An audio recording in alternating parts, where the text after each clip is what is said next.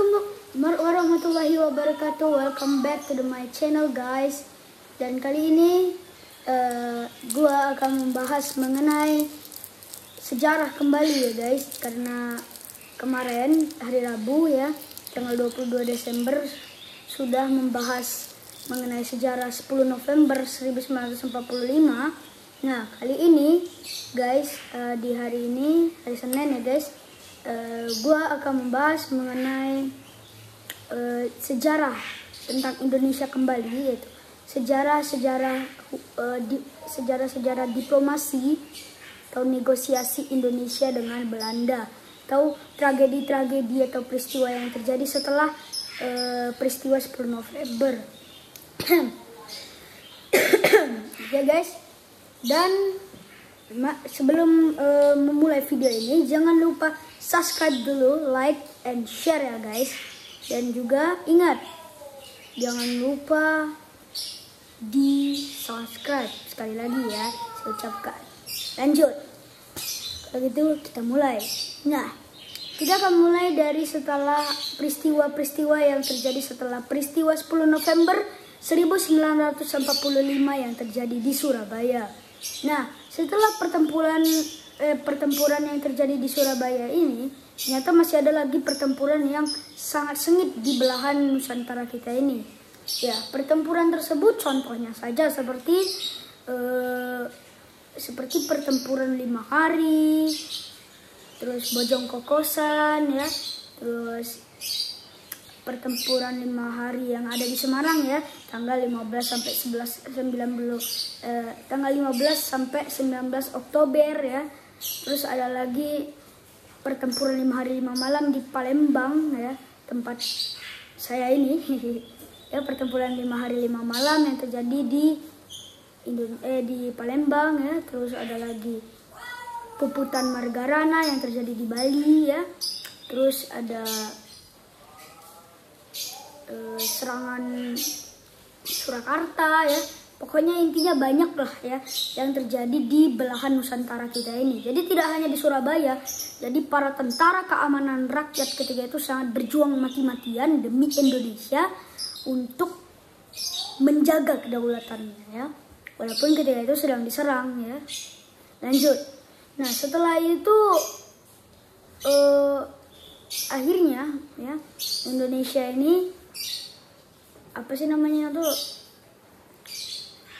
damailah dengan Belanda ya. Setelah itu pertempuran gerilya ya yang terjadi oleh Mr. Jenderal Sudirman ya. Ketika itu Jenderal Sudirman itu masih berpangkat letnan kolonel ya, tapi dia udah naik pangkat menjadi jenderal ya setelah kemerdekaan Indonesia gitu.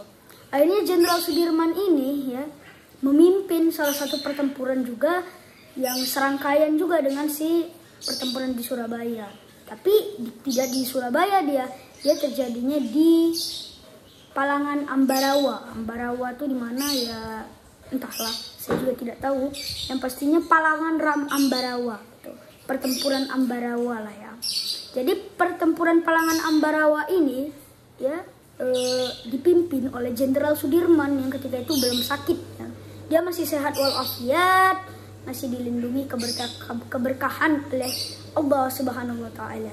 Oleh sebab itu Jenderal Sudirman ketika itu ya sangat sehat dan memimpin pasukan-pasukan gerilyanya di Palangan Ambarawa memakai taktik gelar supit urang ya.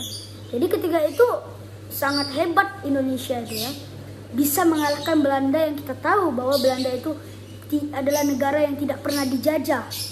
Pernah sih diduduki ya, seperti oleh Jerman, oleh Prancis dulu kala bener ya. Tapi hanya sebentar ya, enggak seperti kita. Kita kan 350 tahun kita dijajah, atau 3,5 abad kita dijajah oleh negara-negara lain ya. Jadi ketika itu yang pasti harus tahu lah ya bahwa militer Indonesia ketika itu bisa dibilang lemah. Kenapa? Karena kita ini belum 1 tahun loh, belum 1 tahun kita belum 1 tahun ketika itu belum 1 tahun ya, belum 1 tahun merdeka dari jadi para penjajah ya. Jadi kita tuh masih lemah dianggap Belanda. Namun tidak semudah itu Ferguson untuk menganggap kita lemah ya. Tidak se-easy peasy itu, karena Belanda itu bisa dikalahkan dengan cukup mudah dengan Indonesia. Itu sebab apa? Karena pahlawan-pahlawan kita itu memiliki kekuatan semangat yang tak bisa digempur dengan semangat-semangat lainnya ya. Jadi mereka sangat kuat untuk menggempur tentara Belanda dengan mudahnya. Wow, lanjut. Jadi ketika itu, setelah itu kita langsung cepat aja ya, 1947 ya ceritanya. Ketika itu terjadilah apa sih namanya itu, perjanjian lah istilahnya, untuk udahlah kata Belanda ini, udahlah, saya nggak mau berbacot ria, alias saya nggak mau berperang lagi lah dengan kamu gitu, dengan Indonesia ini. Dia akhirnya menyerah dengan cara gini. Dia nggak mau menyerah kayak secara formal, wih saya menyerah, itu enggak. Dia berkata dengan sangat easy peasy-nya gitu. Sekali lagi, dengan Indonesia berkata gini, gimana kalau kita buat perjanjian, ini wilayah gua, ini wilayah lu, udah damai, nggak perang gitu. Akhirnya pihak Indonesia ketika itu ya sudahlah mau, karena jangan ada korban jiwa lagi, alias jangan perang lagi gitu. Akhirnya pihak Indonesia ya ketika itu dipimpin oleh Sultan Syahrir. Siapa yang tidak kenal? Jadi Sultan Syahrir itu adalah seorang golongan pemuda yang pernah bekerja sama dengan Bung Karno dan Bung Hatta dalam usaha kemerdekaannya ya. Jadi Sultan Syahrir ini ya, atau Bung Muda kalau dalam sahapaannya dulu, dia tuh diangkat menjadi Perdana Menteri Indonesia yang di umurnya 30 tahun. Itu tuh termasuk golongan pemuda ya. Jadi dia tuh masih muda, tuh udah jadi Perdana Menteri gitu. Dia juga disebut salah satu Perdana Menteri termuda di dunia ini, gila ya. Ya, lanjut. Jadi setelah itu si Sultan Syahrir ini dikirimlah ke sebuah wilayah di Indonesia ini juga, masih tetap di Indonesia lagi, yaitu Linggarjati. Ya, ini nama wilayah ya guys, bukan nama sebuah perdesaan, bukan. Nama wilayah namanya Linggarjati. Nah di Linggarjati inilah ya Sultan Syahrir ini dikirim oleh pihak Indonesia menjadi delegasi Indonesia ya. Terus dia berpapasan lah, bukan berpapasan sih, bertemu dengan pihak delegasi Belanda, yaitu bernama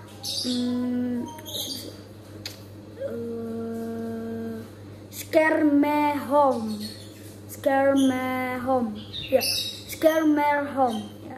Dia ini adalah seorang delegasi dari Belanda yang dikirim oleh Belanda untuk menjadi salah satu apa sih namanya itu ya, delegasi lah ya. Lanjut.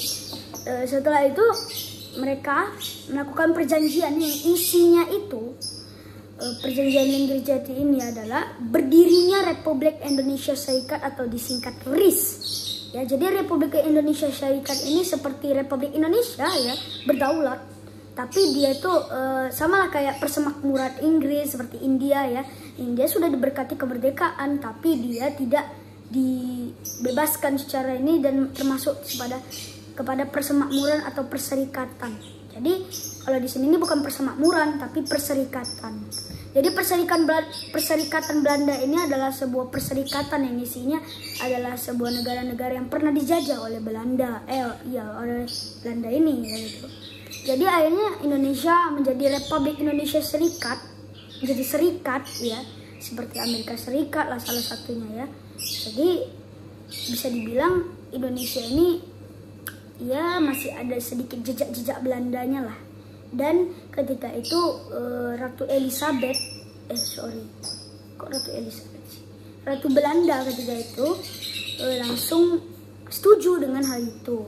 Jadi akhirnya dibentuklah RIS, terus dibuatlah garis Van Mook yang merupakan garis perbatasan atau garis demarkasi antara wilayah Indonesia yang mana wilayah Belanda yang mana. Jadi ini kayak garis demilitarisasi lah kalau di Koreanya gitu. Jadi ini namanya garis demarkasi bedanya. Jadi garis demarkasi ini dibentuk dengan nama garis Van Mook. Garis Van Mook ini ya dibuat untuk untuk menjaga-jaga lah ya, jangan ada perang, alias menjadi simbolis gitu. Nah lanjut, setelah itu pertempuran tidak terjadi gitu ya. Jadi istilahnya tuh damai lah ya, walaupun nggak damai-damai banget. Dan setelah itu Belanda juga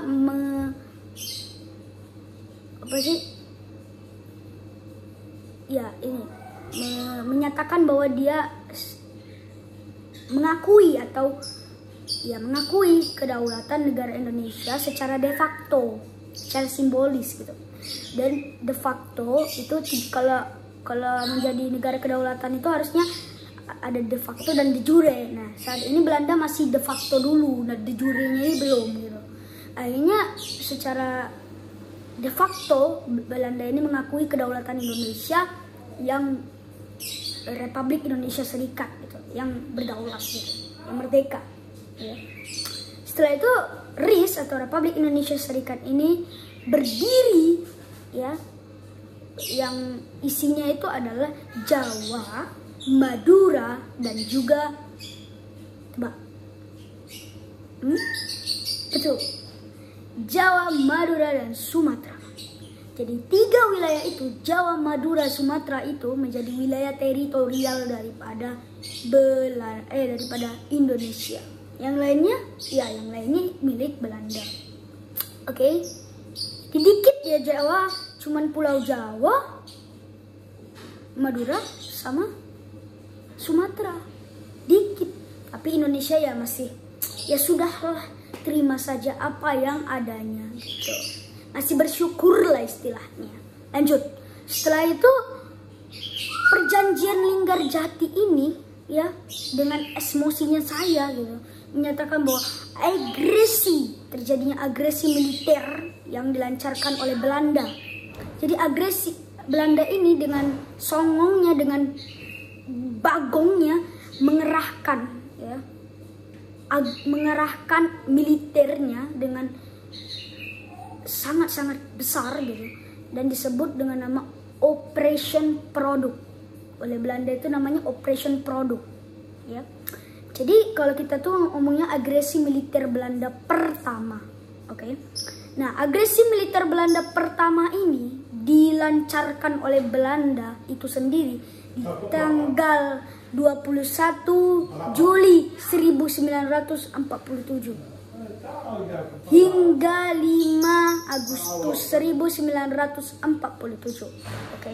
Jadi itu tuh cukup lama, lumayan ya, Juli, 1 bulan lah istilahnya. Lanjut. Setelah itu pertempuran tersebut ya, terjadi ya, untuk si Belanda ini melakukan serangan hanya ke 2 pulau, yaitu Pulau Jawa dan Pulau Sumatera. Pulau-pulau lainnya seperti Kalimantan, Papua gimana? Itu nggak diserangnya.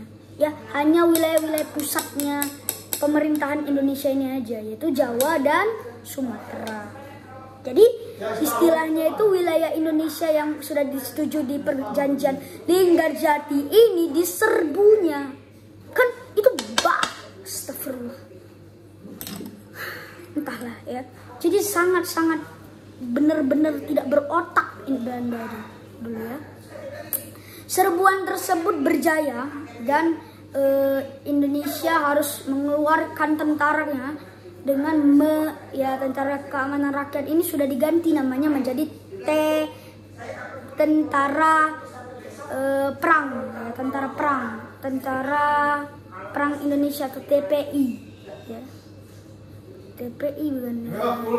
TRI, TRI, Tentara Republik Indonesia. Bukan tentara rakyat ya guys. Jadi tentara rakyat dan tentara Republik Indonesia.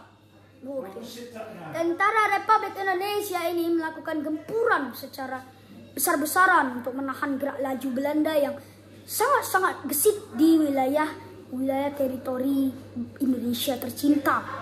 Jadi dengan sangat kuatnya, ya, para pejuang Indonesia ini melakukan gempuran secara hormat. Ya, lanjut. Setelah itu di agresi militer Belanda ini akhirnya ditahan, ya. Jadi akhirnya ditahan ini dengan berbagai macam, ya, ditahan, gitu. Akhirnya terjadilah serangan demi serangan, ya. Lalu terus akhirnya sudahlah gitu. Amerika Serikat langsung turun tangan dengan mengirimkan salah satu kapal induk, kapal perangnya lah gitu, yaitu kapal USS Renville namanya. Kapal USS Renville ini dikerahkan untuk apa? Betul, untuk perjanjian lagi dan lagi.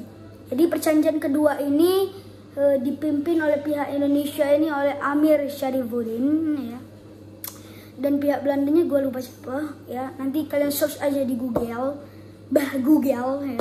Jadi pihak delegasi Belanda dan Indonesia ini hanya bertemu lagi di kapal perang daripada Indonesia. Kapal perang Amerika Serikat ini. Jadi kapal perang Amerika Serikat ini disebut-sebut sebagai tempat yang netral, nggak memihak pada Belanda, nggak memihak pada Indonesia. Lanjut. Setelah itu kapal ini, ya, kapal Amerika ini akhirnya berjaya menjadi tempat terhormat, dan di sini perjanjian Renville ini menyatakan bahwa Indonesia dapat banyak lagi. Dia dapat Jateng atau Jawa Tengah, dapat Jogja, dapat Jatim, Jawa Timur. Jogja itu Yogyakarta, ya, daerah istimewa Yogyakarta. Lanjut, habis itu dapat Sumatera, Pulau Sumatera, terus dapat sedikit atau bagian wilayah kecil lah dari Jabar atau Jawa Barat. Terus perjanjian keduanya juga atau syarat keduanya juga adalah TRI atau Tentara Republik Indonesia, Tentara Republik Indonesia harus menarik mundur pasukannya dari wilayah Belanda yang dikuasai Belanda. Lanjut. Setelah itu perjanjian Renville ini ditutup, ya. Setelah perjanjian Renville selesai, ya, ternyata lagi, ya, 3 kali saya ngomong, terjadi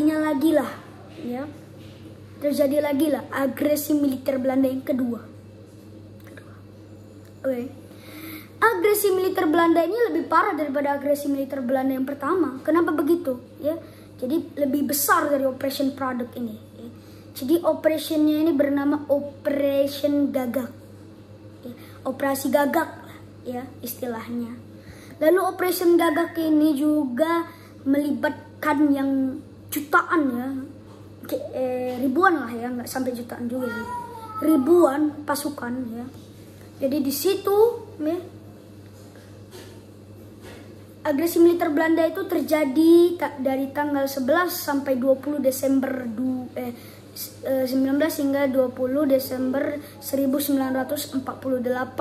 Ya, nggak lama-lama banget, soalnya serang baik gitu, sudah selesai. Dan operasi ini berjaya menangkap Bung Karno atau Soekarno, ya, Insinyur Soekarno. Lalu ada juga menangkap Bung Hatta atau Muhammad Hatta, juga menangkap Sultan Syahrir atau Bung Muda, Perdana Menteri Indonesia, mantan Perdana Menteri Indonesia. Kenapa saya bilang begitu? Karena waktu perjanjian Renville, ya, Indonesia itu sudah berganti Perdana Menteri dengan Amir Syarifuddin, ya, jadi berbeza artinya. Jadi Sultan Syahrir ini sudah menjadi mantan Perdana Menteri pertama Indonesia. Lanjut. Setelah itu mereka bertiga ini, ya, si 3 serangkai ini, si Soekarno, Hatta, dan Syahrir ini ditangkap oleh Belanda dan diasingkan, ya. Lalu Indonesia ini tidak diam baik, ya, dijajah oleh Belanda kembali gitu. Akhirnya dibentuklah pemerintah darurat Republik Indonesia atau PDRI yang disokong atau disokong oleh kabinet darurat, ya dibentuk oleh kabinet darurat yang dipimpin lagi oleh Syarifuddin Prawira Negara. Bukan negara sih, Prawira Negara ya. Lanjut. Bapak Syarifuddin Prawira Negara ini membuat ini untuk apa? Untuk menyambung kembali NKRI yang sudah pecah tadi di bawah Belanda, hanya disambung kembali walaupun sambungannya itu darurat gitu. Lanjut. Setelah itu akhirnya terjadilah ya serangan umum 1 Maret yang dilaksanakan oleh Letnan Kolonel Soeharto ya, dan juga dihibahkan oleh sang jenderal, itu jenderal tertinggi Sudirman yang ketika itu sudah sakit-sakitan atau sudah ditandu gitu ya. Walaupun itu Jenderal Sudirman tetap memimpin strategi dengan cerdik, walaupun dia mungkin sedikitlah terjun ke lapangannya, walaupun ditandu ya gitu, dia tetap memimpin gitu bersama dibantu oleh Letnan Kolonel Soeharto atau Letkol Soeharto yang ketika itu belum Mayor Jenderal, oke? Masih Letkol, oke? Ya, ngerti? Letkol Soeharto, ya, Presiden Indonesia yang kelak nanti akan menjadi Bapak Presiden Indonesia kedua ini, ya. Letnan Kolonel Soeharto ini langsung dengan gercapnya memerintahkan pasukannya memukul mundur tentara Belanda di Yogyakarta, ya. Jadi tentara Belanda di Yogyakarta itu harus mundur, ya. Harus mundur secara ya gimana gitu, harus terpaksa mereka harus mundur. Kenapa? Karena mereka kalah jumlah, kalah strategi, kalah kecerdikan, karena mereka terlalu mengerahkan otot dibandingkan otak. Jadi otak lawan otot tidak menang. Ya pasti otak lah ya. Jadi otak kita ini ya mengerahkan otaknya strategi Indonesia ini berjaya menipu Belanda dan mengeluarkan korban jiwa oleh Belanda yang cukup banyak gitu ya. Akhirnya Belanda mundur dan surrender gitu katanya. Lanjut. Serangan umum 1 Maret ini berjaya selesai total ya.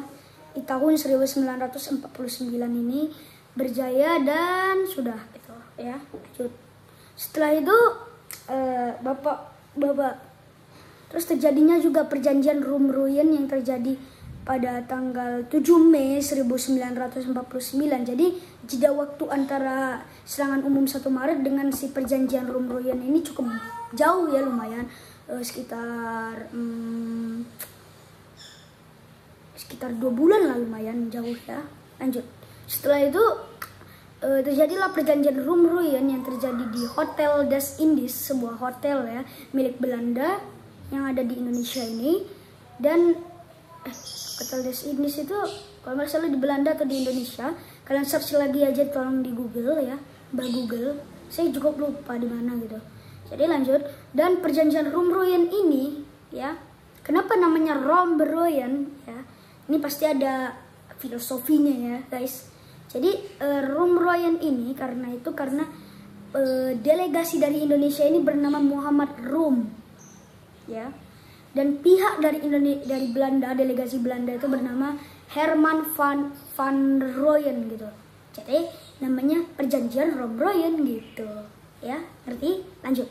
Setelah itu perjanjian Rumruyen ini menyatakan bahwa sudahlah ya, jadi Indonesia ini, pasukan gerilya Indonesia yang ada di Yogyakarta itu harus ditarik mundur ya tuh dan lain-lain.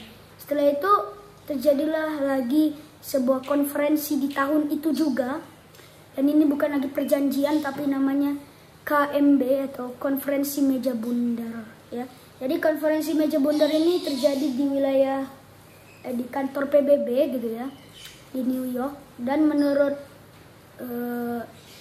Amerika Serikat harus membagi tugas beberapa negara untuk di pihak Belanda, ada yang di pihak Belanda, ada yang di pihak Indonesia. Jadi mereka ini harus berdebat secara argumental ya dan lain-lain gitu. Dan kalau kalian mau tanya, jadi serangan umum 1 Maret ini apa sih keunggulannya gitu? Jadi di sini Indonesia menang secara politik ya, dan kalau Indonesia dan Belanda itu menang secara militer, ya, secara geografis Belanda menang, secara penguasaan daerah ya lain-lain itu Belanda yang menang. Tapi politik ya, dalam debat, argumen, perjanjian dan lain-lain itu Indonesia yang menang. Ya. Jadi lanjut, setelah itu KMB atau konferensi meja bundar ini adalah sebuah titik terakhir atau apa sih namanya itu, grafik terakhir antara perjuangan revolusi Indonesia yang sudah kita tempa sejak 1945 ini berakhir di 1949 ini. Kenapa? Karena di situ Indonesia dengan sangat kuatnya yang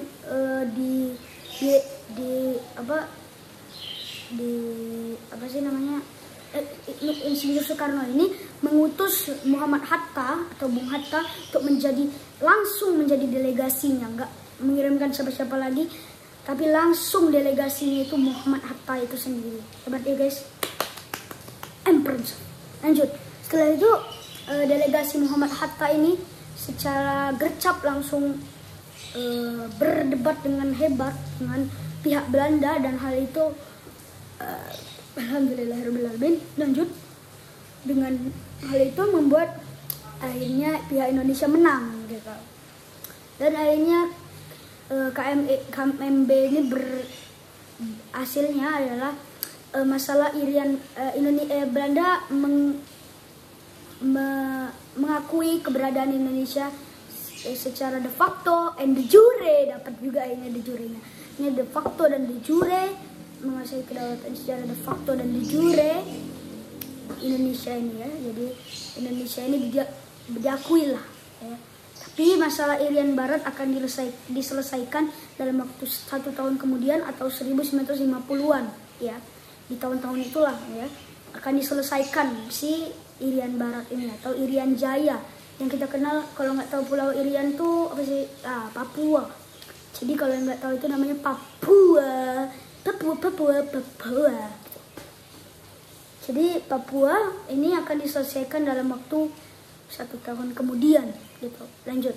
Dan setelah itu utang-utang Indonesia di masa dahulu, yaitu di masa Hindia Belanda, itu akan dibayarkan oleh Belanda secara ya apa sih namanya, nunggak lah istilahnya, itu secara ya satu-satu lah, satu tahun kemudian, 1 tahun kemudian, gitu-gitulah ya utang-utang Indonesia. Dan saat ini sudah diselesaikan, alhamdulillahirobbilalamin. Jadi itu saja sih ya, mungkin akhir dari perjuangan revolusi kemerdekaan Indonesia, dan disitulah tombak ya, akhir dari tombak perjuangan revolusi kita.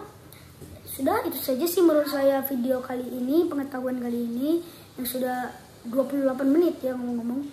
Dan ingat sekali lagi, jangan lupa subscribe, like, and share, dan tunggu video kelanjutan, mungkin kelanjutan dari militer Indonesia nanti setelah berhasil mendirikan negaranya.